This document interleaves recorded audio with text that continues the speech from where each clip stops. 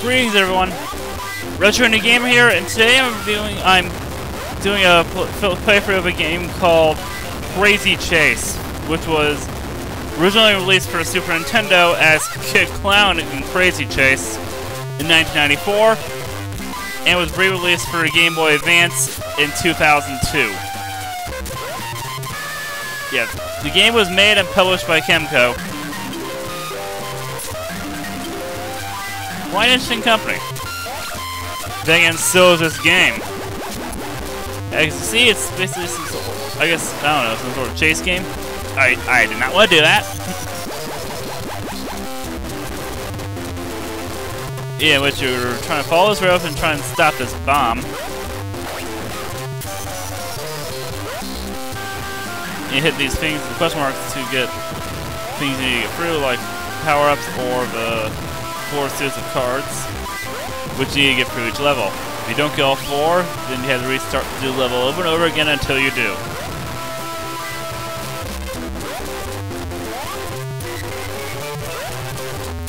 Anyway, I'm getting a little ahead of myself, yeah. This game released by Kemco. Oh, shit. I didn't mean to say that.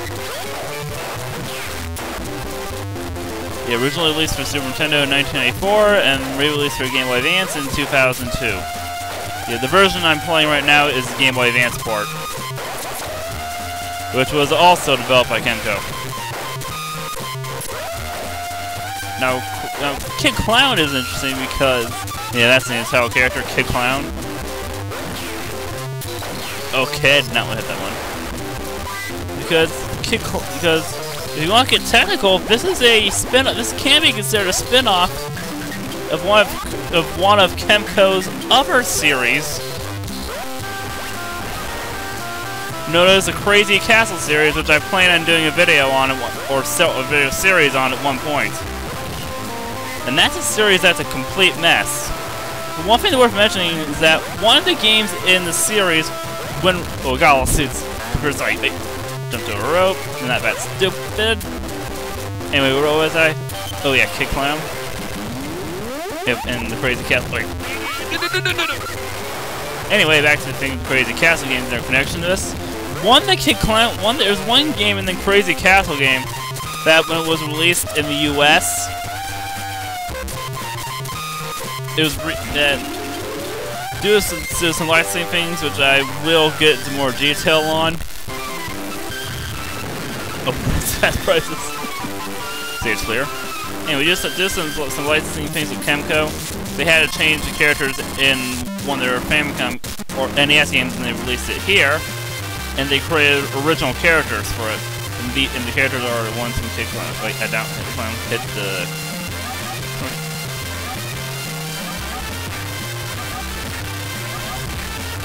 In that Kid Klown game, well, that's one game I hope to get my hands on one day. The first in the Kid Klown series, which, interestingly enough, even though that version only came out in the US, it led to its own series.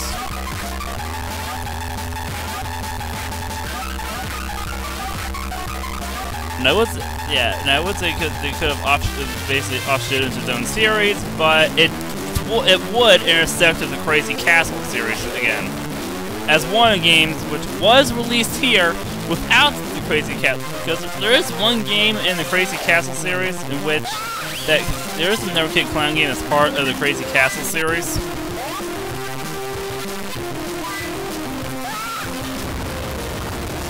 Which is also good thing I avoided that boulder.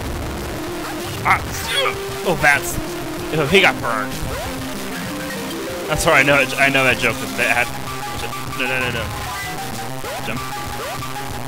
Anyway, yeah, there's one game in the Kid Klown series that's also a part of the Crazy Castle series,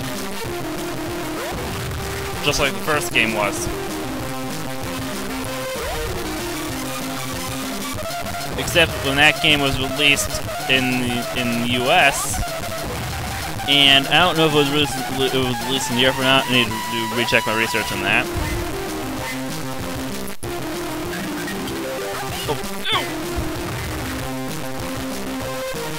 Yeah, that it was its graphics, it was released here under a different name. It was actually quite. Oh, fail! I hit spikes. Yeah, there was actually a couple. This game actually spawned its own series, including one sequel that only came out in Japan, which is actually called Kid Klown Crazy Chase 2, which if I had a Japanese PlayStation, I would get my hands on. Oh, fail! Oh, that was awful.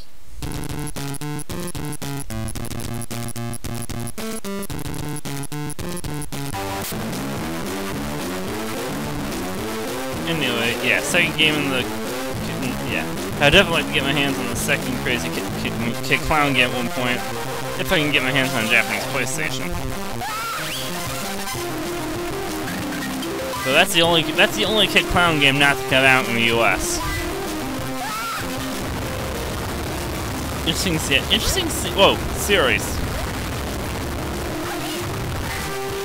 Yeah, one on the Super Nintendo and Game Boy Advance.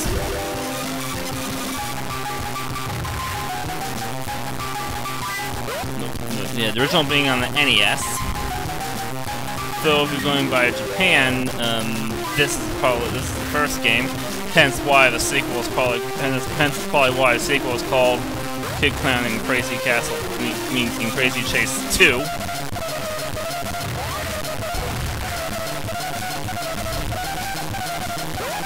I kind of think that this could stand as its own game. Yeah, the story is completely different. I'll get into the story in a second. Yeah, there's another Kid Klown game. The third game in the series was released on the game I think the Game Boy and Game Boy Color. Okay, that's one way to put it down. Yeah, bloom things are definitely an important part of it. Yeah, the third Kid Klown game, which technically, if you go by the if you count the first game in the series, is actually the fourth game.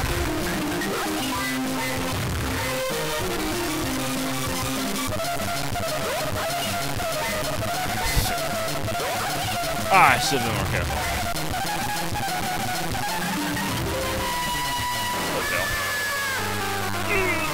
Okay. This game wants to die! Anyway, and after the Kid Klown game on the Game Boy, I think it was the Game Boy and Game Boy Color, that it was eventually released for. It got a sequel that was released for. They got one more sequel, which was released on the Nintendo 64 and the original PlayStation, which did come out here. And interestingly enough, it has a different name. The two versions actually have two completely different names, but they are the same game. Something which Kemco had a history of doing during the Crazy Castle series, which I'll get into that in more detail if I can ever get my hands on all games in that series, so I can make the video series on it. Some of the games are and while most of the games that those games should not be hard to find, with the exception of Kid Klown, which is a pretty rare game. It's a pretty obscure NES game.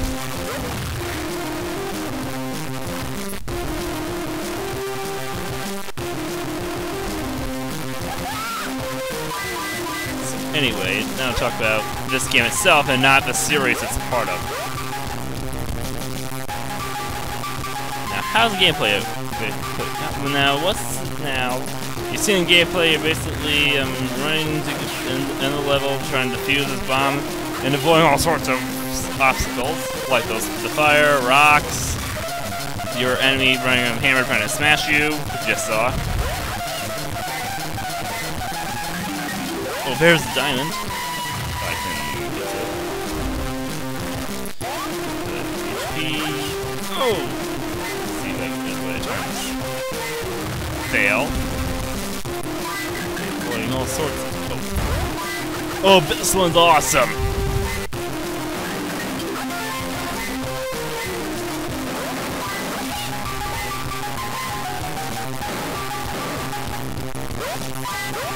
Oh, this one way to really run like hell and jump.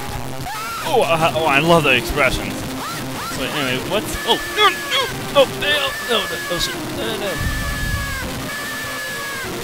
Now, what's the basic gameplay behind this? Now, what's this...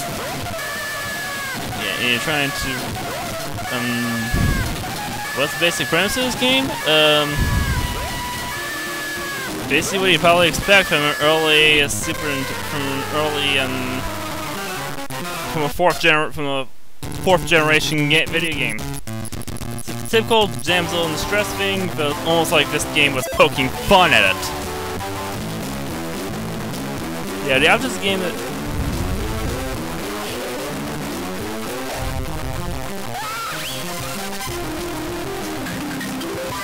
Yeah, the story is more like it's actually poking fun at the whole damsel in distress trope than anything. But I don't know if that was in the original Super Nintendo release or just in... Whoa! That was awesome! Or in the Game Boy, or just in Game Boy Advance port. But your kid Klown, who I guess his name is Kid, he's out to rescue, I assume, his girlfriend, Princess Honey, also a clown, from a person who I think his name is different in different versions. In the Super Nintendo version, I think his name was Black Ace. In this version, Dirty Joe. Black Ace sounds cooler.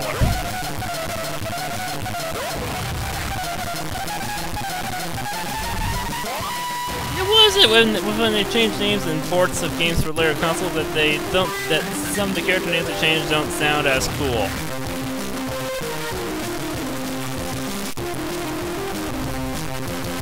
Oh, there's the hammer. Run. Jump. Grab onto the balloon thingy. Yeah, always an important part of the Klown games I've played. Balloons. With the exception of one of them.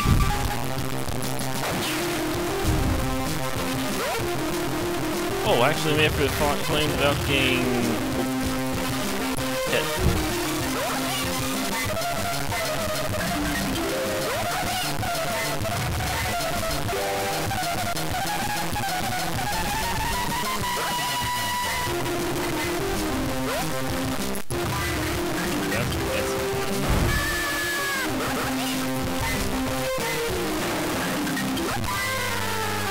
I hate that for the stage! I swear, all these games have that one segment in which a lot of games have that one section that requires a luck to get through. So when you're talking about the game, yelling at it, how is the game actually? It's actually extremely fun. It's not the best game I've played, definitely not this type, but it's certainly a lot of fun.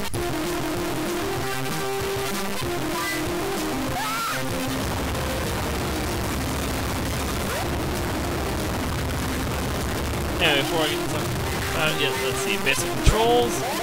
Yeah, arrow keys going around, you press, I think B might make you run past her, I'm not sure. And A to jump.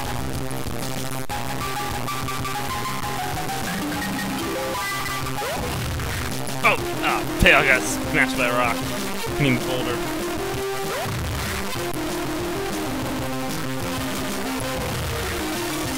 No. Nothing like Latin Clown. What was this? A video game or a Disney or Looney Tunes cartoon? Oh, wait,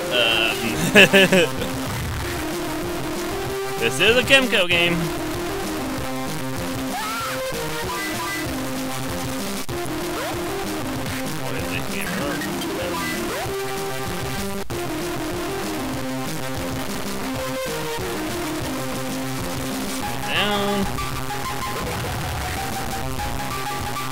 So yeah, anyway, so how's the game?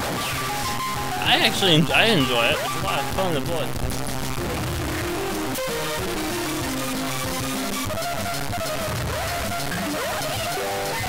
It's a fun little game.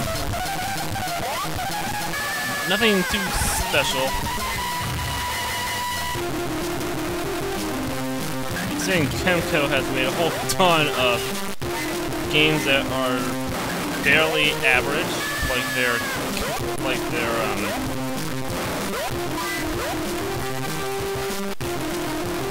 Crazy Castle series. I guess it's not terribly surprising. What? I swear those things are impossible to jump over. I think this game might have a problem with the jump delay.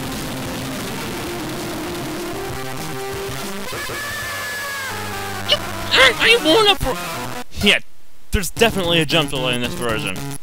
I'm not sure if there was that existed in the original Super Nintendo version, but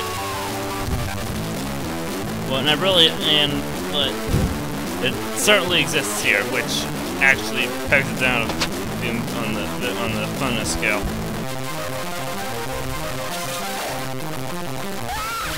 It's still pretty fun for what it is.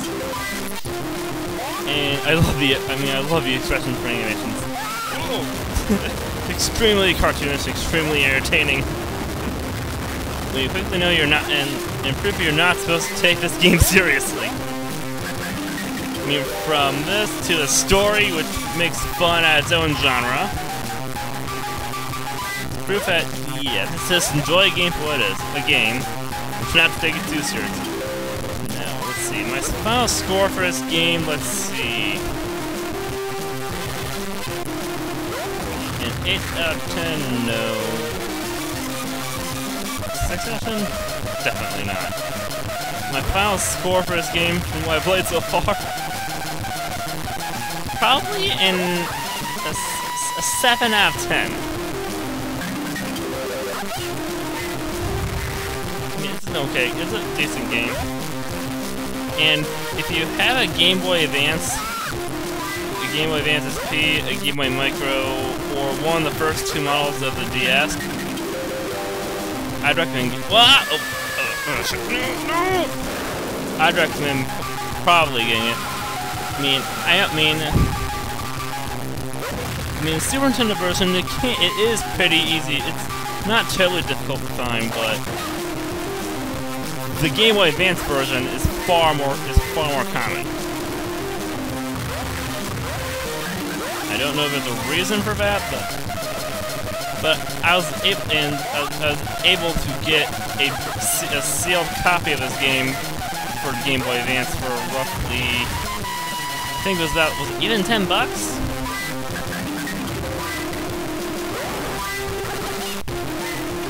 And well, then again, I found a lot of games fresh in their boxes I'm surprised they actually are.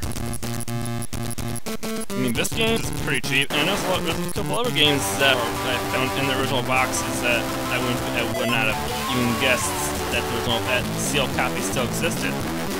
Like, for example, a while I did a review of Galaxian for the Atari 2600, and I got that game in its box not too long ago of that, so yeah, there's a lot of sealed copies of this running around.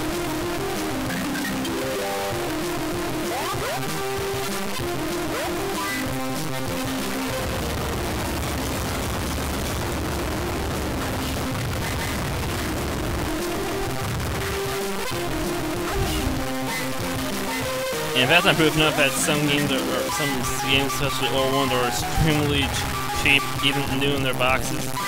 I was able to get a copy of Junior Pac-Man for Atari 2600, which I did cover in past, and for those who didn't see that one review, it's a great game, much better than the it and Ms. Pac-Man were better than that excuse for Pac-Man on the Atari 2600.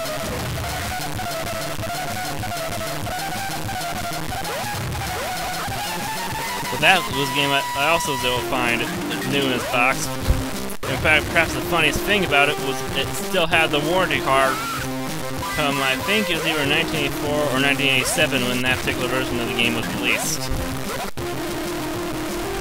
Because some Atari games were meant to be released in around 1983 or 1984 time, but the game crash sort of put a hindrance on that. And a lot of them were not released until the late 80s.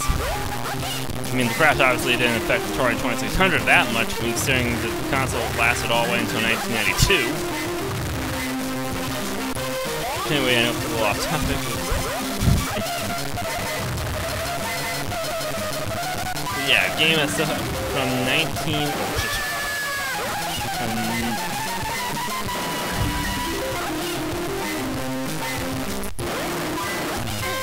Okay. Yeah, game from 1980, from the 80s, which still has a 90-day warranty card. I think that warranty card might be a tad bit expired, don't you think? So I think that's enough for this game. Yeah, 8 out of 10. No, 7 out of 10. If you want a decent Game Boy Advance game that's a couple of bucks, I'd recommend getting this.